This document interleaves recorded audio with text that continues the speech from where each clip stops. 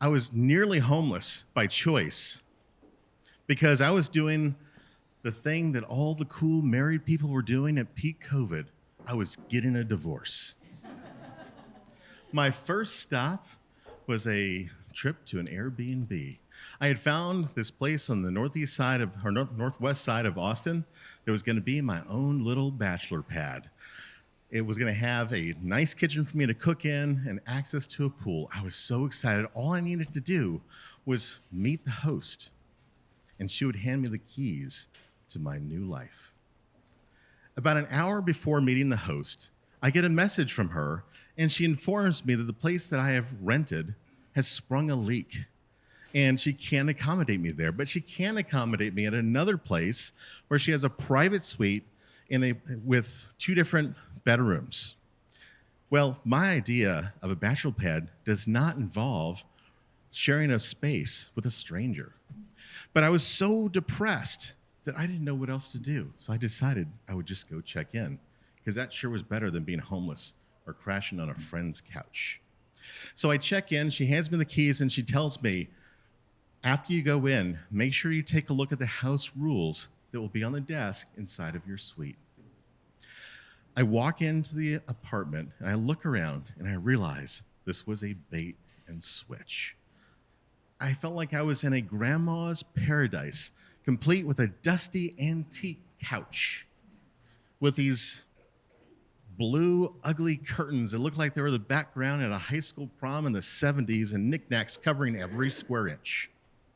I walked to my suite, and there was a deadbolt on the door. That made me think, who is my roommate? Are they a murderer?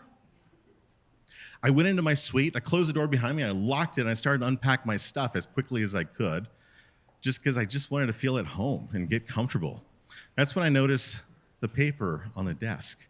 It was huge. It was like legal length paper, and it was laminated. It said house rules across the top. And I started reading through it, and I was getting overwhelmed. It was so long. There were so many rules on this thing. I couldn't take it anymore, so I flipped it upside down so I didn't have to look at it, only to realize I was now looking at page 2. There were so many rules on this thing. It was so ridiculous. This person had more rules on this paper than the new president has executive orders, and they were all terrible too.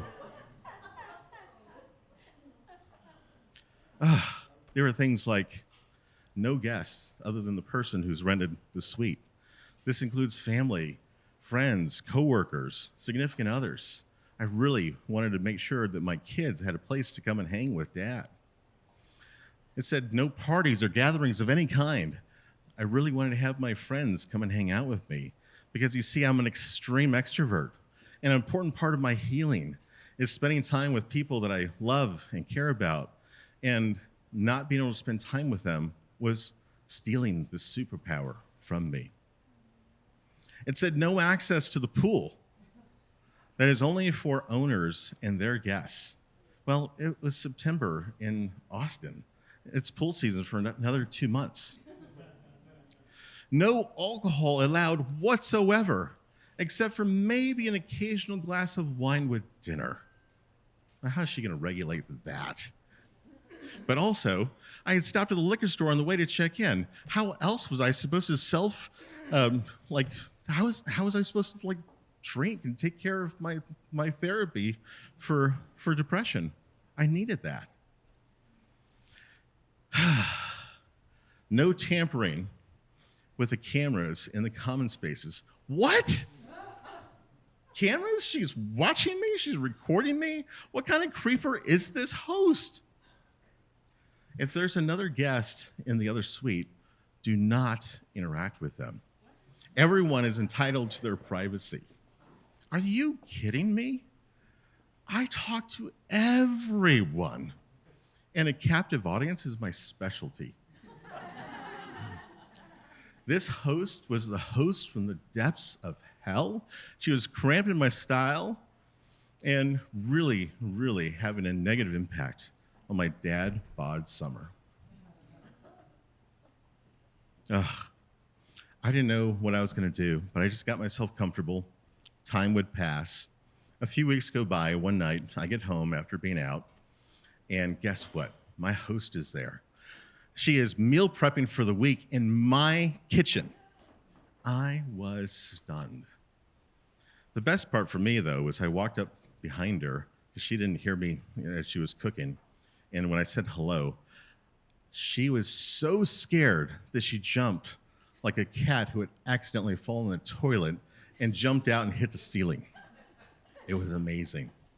I then find out that the place is mine for the week. She had stopped by to clean up, and once she left, it was all mine.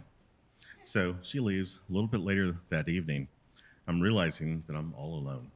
So I start my bedtime routine. I go get a shower, and as I'm about to cross the hallway back into my bedroom, I realize I don't have to put on any clothes.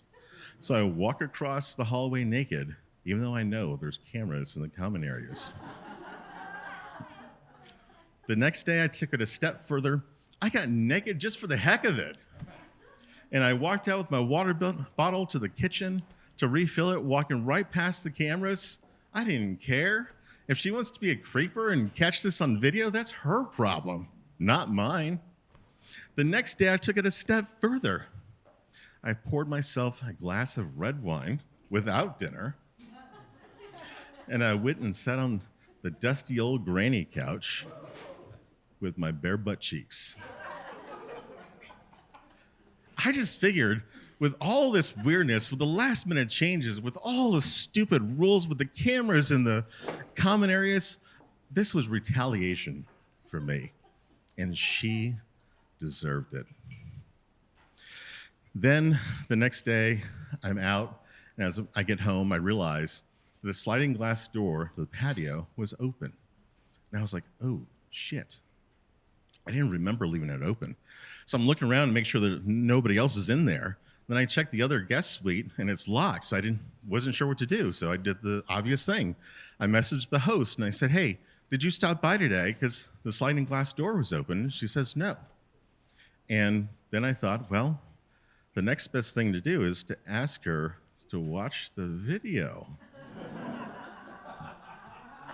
I was essentially asking her to watch me prance around the place naked, and I don't really know what she saw. But that night, I kept my clothes on. And if you're currently envisioning me on the couch naked, you're welcome. As it was near time to check out and move on to my next place, this host had one more trick up her sleeve. She sends me an invoice for $35, and she just said, anyone who stays for longer than 4 weeks has to pay this fee for laundry supplies. I responded back with, I am not going to pay this fee because I didn't use your laundry supplies. Which she then responds back with, well, if you ever want to stay at Airbnb again, you'll pay this fee. At that moment, I realized that my depressed brain had not connected all the dots of things that had been happening over the course of the last 6 weeks. I started to think about the water leak and that initial place, the Bachelor pad that I was supposed to stay at. And I suddenly realized that there probably was no other place. I was just had. I was really angry in the moment at this host because I was dealing with such depression, and it was just a place that I was going to go to start to heal. But over the next couple of years, I would make new friends who would become like family. I would complete my divorce, and I realized that paying this $35 fee was nothing more than a toll bridge to a happier life.